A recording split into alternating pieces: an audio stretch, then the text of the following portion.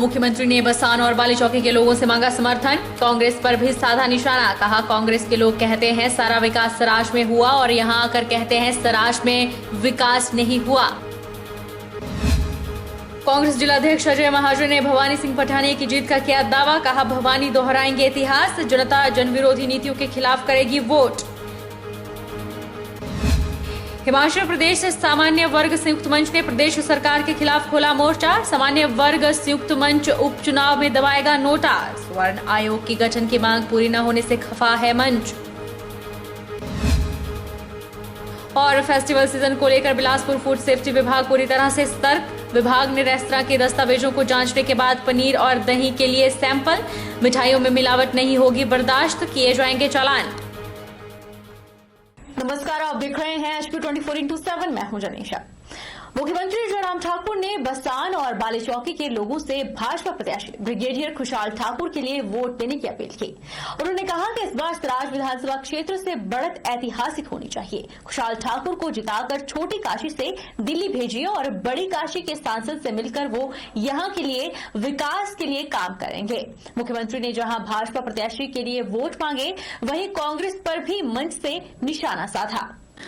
मुख्यमंत्री जयराम ठाकुर ने भाजपा प्रत्याशी खुशहाल ठाकुर के लिए वोट मांगे और कांग्रेस पर जमकर निशाना साधा। मुख्यमंत्री जयराम ठाकुर ने कहा कि कांग्रेस के लोग कहते हैं कि सारा विकास सराज में हो रहा है, लेकिन यहां आकर कहते हैं कि यहां भी विकास नहीं हुआ। उन्होंने कहा कि सराज विधानसभा का विधायक होने के नाते मेरा फर्ज है कि यहां भी विकास कार्य करवाए जाए, लेकिन कोई आज पक्षपात या भेदभाव का आरोप नहीं लगा सकता। आज हिमाचल के सभी विधानसभा क्षेत्रों में 200 से 300 करोड़ के विकास कार्य हो रहे हैं और कहीं पर तो इससे भी ज्यादा विकास कार्यों पर खर्च हो रहे हैं। उन्होंने कांग्रेस पर निशाना साधते हुए कहा कि कांग्रेस आज एक परिवार तक सिमट कर रह गई है। उन्होंने कहा कि वीरभद्र सिंह नहीं रहे, उन्हें भी इसका दुख है। उन्होंने कहा कि हिमाचल प्रदेश में बदले की भावना से काम करने की राजनीति बन गई थी। आज उस हरी टोपी वाली, लाल टोपी वाली, ऊपर के लोग नीचे के लोग वाली राजनीति को हमने खत्म किया है। फतेहपुर उपचुनाव में कांग्रेस प्रत्याशी भवानी सिंह पठानिया इतिहास दोहराएंगे और 2022 के चुनाव में प्रदेश की सत्ता पर कांग्रेस काबिज होगी। यह दावा किया है कांग्रेस जिला अध्यक्ष अजय महाजन ने। अजय महाजन ने कहा कि चुनाव जो भी हो चुनौती भरा होता है, लेकिन फतेहपुर उपचुनाव में क्षेत्र की जनता जन विरोधी नीतियों के खिलाफ वोट करेगी। अपने प्रचार के लिए आना है तो उसमें क्या कहना है, वो अपनी बात करके जाएंगे। कई बार यहाँ आ चुके हैं, जो जहाँ जब भी यहाँ पे आए तो उन्होंने अपना वायदा तो को पूरा किया ही नहीं। इतनी अनाउंसमेंट्स कर दी और उनको पता था कि अभी आचार संहिता लगने वाली है, तो उन्होंने एक झड़ी लगा दी अनाउंसमेंट्स की, पर एक भी अभी उसका काम शुरू नहीं हुआ। तो कल जब दोबारा आएंगे तो वो अपनी फिर बातें करेंगे। पर जो इस बार लोगों ने अपना मन बना लिया है, ये एक शिक्षित बहुत ही अच्छे प्रत्याशी हैं कांग्रेस पार्टी के, और ये लोगों की इनका जो इमेजिनेशन को पकड़ लिया, क्योंकि बहुत अनुभवी हैं अपनी फील्ड में, इंटेलिजेंट हैं, तो लोगों का इनको प्यार भी बहुत मिल रहा है। सब बुजुर्गों का इनको आशीर्वाद मिल रहा है, और जो युवा साथी हैं उनका जोश का जो साथ मिल रहा है। तो मेरे ख्याल जो एक रिजल्ट यहाँ पे आएगा, ये अपने पिताजी का जो एक बार कई वर्ष पहले एक बाई इलेक्शन हुआ था, उस इतिहास को रचाएंगे। जैसे जैसे उपचुनावों में राजनीति गर्माती जा रही है, वैसे वैसे एक दल के नेता दूसरे दल के नेता पर आरोप प्रत्यारोप लगाने से पीछे नहीं हट रहे हैं। मंगलवार को रेहन में कांग्रेस कार्यकर्ताओं ने भाजपा प्रत्याशी के विरुद्ध नारे लगाए। जब कांग्रेस जिला कांगड़ा अध्यक्ष अजय महाजन से पूछा गया कि भाजपा बार बार आरोप लगा रही है कि कांग्रेस के पास कोई नेतृत्व नहीं है, इस पर उन्होंने कहा कि भाजपा हमारी चिंता छोड़ दे, हमारी पार्टी में बहुत अच्छे नेता हैं। वहीं उन्होंने कहा कि जनता से कांग्रेस को भारी समर्थन मिल रहा है और इस बार कांग्रेस प्रत्याशी की जीत एक ऐतिहासिक जीत होगी। क्या स्टेटमेंट देने का हक है? हमने ना उनसे राय मांगी, ना हम मांग रहे हैं, तो वो जो मर्जी कहते रहे। हमारे पार्टी में बहुत ज़्यादा नेता हैं, बहुत उच्च कोटि के जबरदस्त नेता हैं, हमें उनसे कोई सर्टिफिकेट लेने की ज़रूरत नहीं है। क्या फतेहपुर में मतलब क्या वजह थी, ये मुझे मेरे समझ से बाहर है। और यहाँ फतेहपुर मंडी जबकि सारे प्रोजेक्ट यहाँ पे हैं, शाहनहर, सिद्धार्था, फिनांसिंग स्कीम और ऊना के, तो ये इनकी मानसिकता है, तो जवाब जनता तो देगी। मार्जिन की बात करें तो क्या लग रहा है, रुझान किस तरफ है? ये लोगों क्या जताई जाती है? देखो लोगों के हाथ में है, ये कोई ये नहीं कह सकते, पर आप देख सकते हो जो लोगों का यहाँ पे जोश है, जो लोगों में आक्रोश है, वो मार्जिन आपके सामने आ जाएगा। कुछ कहना पहले ये ठीक भी नहीं लगता, पर इतना मैं कह सकता हूँ कि बड़ी भारी मतों से जीतेंगे ये। शिमला जिला के रामपुर उपमंडल क्षेत्र के नरेन पंचायत के 3 गांव के लोग उपचुनाव का बहिष्कार करेंगे। क्षेत्र के लोगों का प्रतिनिधिमंडल पंचायत प्रधान की अगुवाई में रामपुर प्रशासन से मिला और चुनाव बहिष्कार करने की लिखित में जानकारी दी। लोगों का आरोप है कि पिछले करीब 22 वर्षों से ब्रांदली मुख्य मार्ग की सुध नहीं ली जा रही है, जिससे लोगों को आवाजाही में दिक्कतों का सामना करना पड़ रहा है।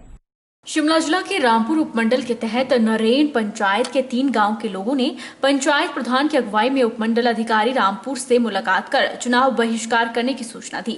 लोगों ने पंचायत क्षेत्र के विभिन्न संगठनों की ओर से पारित प्रस्ताव की प्रतियां भी सौंपी, जिसमें लोगों ने चुनाव बहिष्कार की सहमति जताई है और यह सूचना चुनाव आयोग तक पहुंचाने की मांग की है।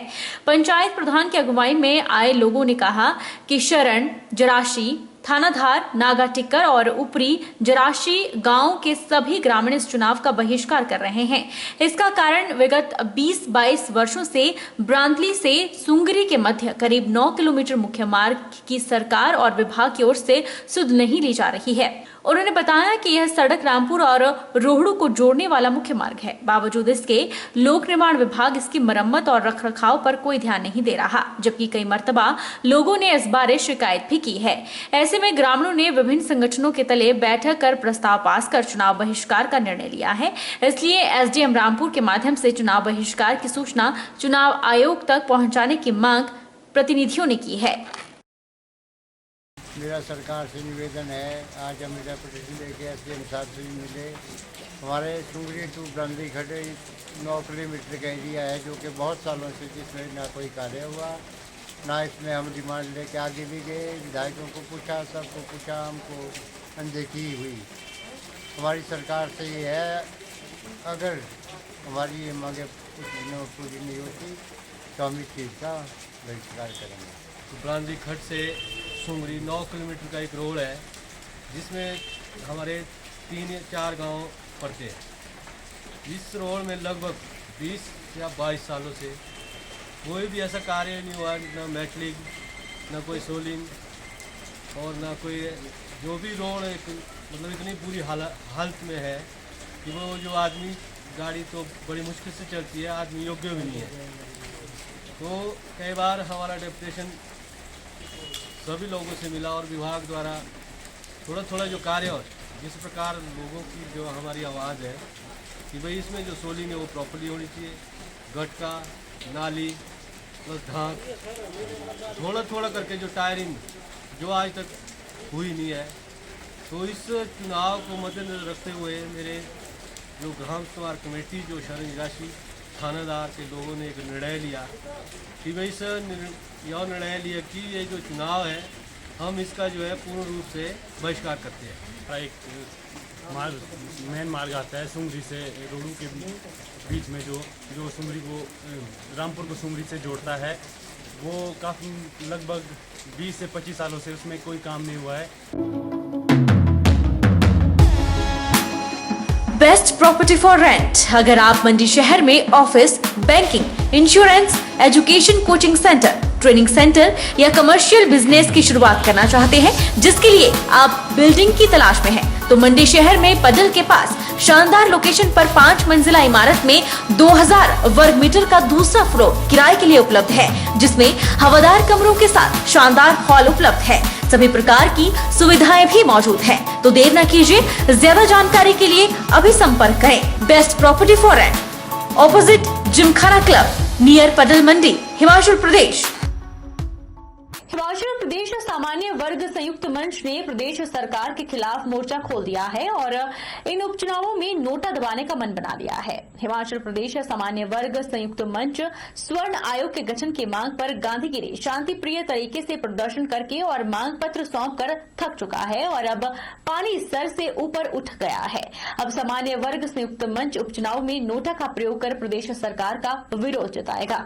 हिमाचल प्रदेश सामान्य वर्ग संयुक्त मंच ने उपचुनाव में नोटा दबाने का मन बना लिया है। मंडी में आयोजित पत्रकार वार्ता में हिमाचल प्रदेश सामान्य वर्ग संयुक्त मंच के प्रदेशाध्यक्ष के.एस. जम्वाल ने कहा कि वे पिछले कई वर्षों से प्रदेश सरकार से हिमाचल में मध्य प्रदेश और गुजरात सरकार की तर्ज पर स्वर्ण आयोग का गठन करने, आरक्षण को आर्थिक आधार पर करने, सामान्य वर्ग के 7% BPL के कोटे को SC/ST की तर्ज पर यथावत बहाल करने, SC/ST एट्रोसिटी एक्ट को खत्म करने और इस पर अंधाधुंध आवंटन पर रोक लगाने, अनुसूचित जाति के साथ अंतर्राज्यीय विवाह पर 2.5 लाख रुपए की भारी भरकम राशि को बंद करने, बाहरी राज्य के लोगों को सामान्य वर्ग के कोटे में सरकारी नौकरियों में सेंध लगाने से रोकने के लिए SC/ST की तर्ज पर हिमाचली बोनाफाइड होने की शर्त लगाने की मांग कर रही है, लेकिन प्रदेश सरकार मांगों को अनसुना कर रही है।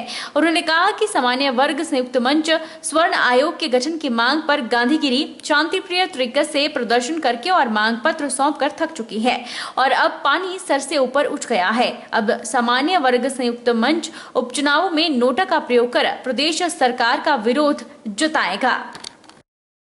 हिमाचल सरकार से हमारा मेन जो है वो स्वर्ण आयोग के गठन को लेकर है। सामान्य वर्ग के लिए कोई आयोग नहीं है, कोई वैधानिक कोई ऐसा मंच नहीं है जहां पर अपने इश्यूज जो हैं वो रख सकें। हालांकि हिमाचल सरकार ने ब्राह्मण कल्याण बोर्ड और राजपूत कल्याण बोर्ड तो बनाए हैं, मगर उनकी भी कोई बैठक नहीं हो रही है। मगर जैसे कुछ और जगह मध्य प्रदेश, राजस्थान और गुजरात में स्वर्ण आयोग का गठन हुआ है सामान्य वर्ग के लिए, वैसा ही हम लोग हिमाचल में भी चाहते हैं कि उसका गठन किया जाए, मगर अभी तक सरकार नहीं कर रही है। हम लोग बार बार गांधीगिरी करके, शांतिप्रिय तरीके से प्रदर्शन करके, मेमोरेंडम दे के थक गए हैं और अब जो है अब पानी सिर से ऊपर उठ गया हुआ है। तो हम लोगों ने यही कोशिश की है कि अब इलेक्शन का दौर है तो इसमें सरकार को और ये जो राजनीतिक पार्टियां हैं इनको सबक सिखाया जाए। तो इसके लिए हम लोगों ने ये निर्णय लिया हुआ है कि इस इलेक्शन में, बाई इलेक्शन में हम लोग नोटा का प्रयोग करके अपना विरोध जताएंगे।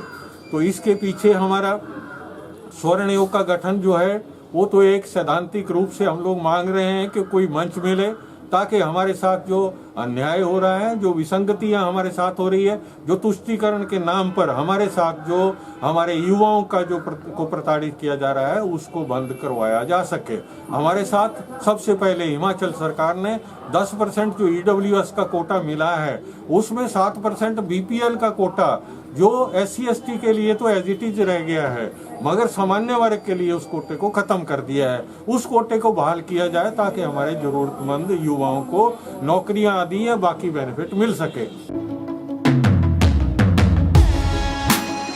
Best property for rent. अगर आप मंडी शहर में office, banking, insurance, education coaching centre, training centre या कमर्शियल बिजनेस की शुरुआत करना चाहते हैं जिसके लिए आप बिल्डिंग की तलाश में हैं, तो मंडी शहर में पडल के पास शानदार लोकेशन पर 5 मंजिला इमारत में 2000 वर्ग मीटर का दूसरा फ्लोर किराए के लिए उपलब्ध है, जिसमें हवादार कमरों के साथ शानदार हॉल उपलब्ध है। सभी प्रकार की सुविधाएं भी मौजूद हैं। तो देर न कीजिए, ज्यादा जानकारी के लिए अभी संपर्क करें। Best property for rent, opposite Gymkhana club, near पडल, मंडी, हिमाचल प्रदेश। मंडी लोकसभा उपचुनाव के लिए सदर विधानसभा क्षेत्र के मतदान कर्मियों की दूसरी चुनावी रिहर्सल मंगलवार को राजकीय वल्लभ डिग्री कॉलेज सभागार में संपन्न हुई। चुनावी रिहर्सल में सदर विधानसभा क्षेत्र से संबंध रखने वाले मतदाता कर्मियों ने भाग लिया, जिनमें सेक्टर ऑफिसर भी शामिल हुए। सहायक निर्वाचन अधिकारी एवं SDM सदर रितिका जिंदल ने उपस्थित अधिकारियों और कर्मचारियों को निष्पक्ष एवं सुचारू रूप से निर्वाचन कार्य संपन्न करवाने के लिए अपने दायित्व को पूरी गंभीरता से निभाने को कहा। चुनाव आयोग के दिशा निर्देशों का कड़ाई से पालन तय बनाने को भी कहा। इसके अलावा कोविड नियमों का पालन पर जोर दिया। मॉक जब होगा आपका पोलिंग स्टेशन में, उसी टाइम आपने मशीन को लीड करना है और उसी टाइम को चेक किया जाएगा। यहाँ से जब जाएंगे सिर्फ आपने सील चेक करनी है, बैलेट पेपर अच्छे से लगा है ये चेक करना है मशीन में और ये देखना है कि आपके पोलिंग स्टेशन के अकॉर्डिंग ही आपको मशीन अलॉट है। कोरोना से मुक्त होने वाला सिरमौर हिमाचल प्रदेश का पहला जिला बन गया है। जिला में 19 महीने बाद यह पहला अवसर आया है जब सक्रिय मामलों की संख्या 0 हो गई है। सिरमौर में कोविड संक्रमण का पहला मामला 9 अप्रैल 2020 में उस समय सामने आया था जब पांवटा साहिब के लोहगढ़ में तबलीगी जमात से लौटा व्यक्ति कोविड पॉजिटिव पाया गया था। इसके बाद लगातार मामलों का सिलसिला जारी रहा। मीडिया से बात करते हुए मुख्य चिकित्सा अधिकारी सिरमौर डॉक्टर संजीव सहगल ने बताया कि सिरमौर जिला में कोरोना का कोई भी एक्टिव मामला नहीं है। सिरमौर में 8 अक्टूबर के बाद से कोई भी कोरोना संक्रमण का नया मामला सामने नहीं आया है। उन्होंने बताया कि सोमवार को 2 मरीजों के रिकवर होने के बाद सक्रिय मामलों की संख्या 0 हो गई है। उन्होंने कहा कि कोरोना की दूसरी लहर में सिरमौर जिला ज्यादा प्रभावित हुआ था और जिसके चलते 2021 में अप्रैल और मई माह में कोरोना के मामले बड़ी संख्या में सामने आए थे। उनका बहुत अच्छा रोल रहा कि उन्होंने पॉजिटिव न्यूज़ लगा के लोगों को अवेयरनेस दी। तो ये सब मिला जुला ये प्रयास है जो आज हमें ये खबर सुनने को मिल रही है। तो मास्क लगा के रखना, दूरी बना के रखना, हाथों को बिल्कुल धो के रखना, ये बिल्कुल आंकड़े अभी भी ऐसे ही रहेंगे और इसको बिल्कुल इसमें कोई भी कोताही नहीं बरतनी चाहिए, क्योंकि ये आज के दिन आंकड़ा है कि आज हमारे पास कोई केस नहीं है, लेकिन हम ये नहीं कह सकते कि कोरोना ख़त्म हो गया है। कोरोना अभी है, क्योंकि आज के दिन भी इंडिया में केसेस आ रहे हैं, दूसरे डिस्ट्रिक्ट्स में आ रहे हैं, दूसरी स्टेट्स में आ रहे हैं। तो हमें ध्यान रखना पड़ेगा, स्पेशली अब ये त्योहारी सीज़न जैसे चल रहा है, हमें सभी को इस चीज़ का ध्यान रखना पड़ेगा और मेरी पब्लिक से भी यही अपील है कि वो इस चीज़ का पूरा ध्यान रखें। सीएमओ ने कहा कि कोरोना अभी तक खत्म नहीं हुआ है। देश प्रदेश में लगातार कोरोना के मामले सामने आ रहे हैं। ऐसे में लोगों को अभी सतर्क रहने की जरूरत है। उन्होंने कहा कि कोविड टेस्टिंग जारी रहेगी, लिहाजा ये कहना मुश्किल है कि आने वाले समय में ये 0 की संख्या कब तक बरकरार रह पाएगी। हमारे जो आशा वर्कर्स हैं वो उनको डायरेक्शंस दे दी गई हैं। हमारे मेडिकल ऑफिसर्स, बीएमओ सारे जैसी इन्फॉर्मेशन पर्कुलेट करती है, ऊपर से हमें जैसे भी आते हैं इंस्ट्रक्शंस, हम आगे बीएमओस को बताते हैं, वो मेडिकल ऑफिसर्स को बताते हैं। तो लोएस्ट लेवल पे जाके जो आशा वर्कर्स हैं घर घर जाके भी पब्लिक को अवेयर कर रही हैं कि हमें क्या करना है, हमें जैसे मास्क लगा के रखना है। तो ये एक बहुत जरूरी स्टेप है, वो चल रहा है हमारी तरफ से। वक्त तो चला है छोटे से ब्रेक का।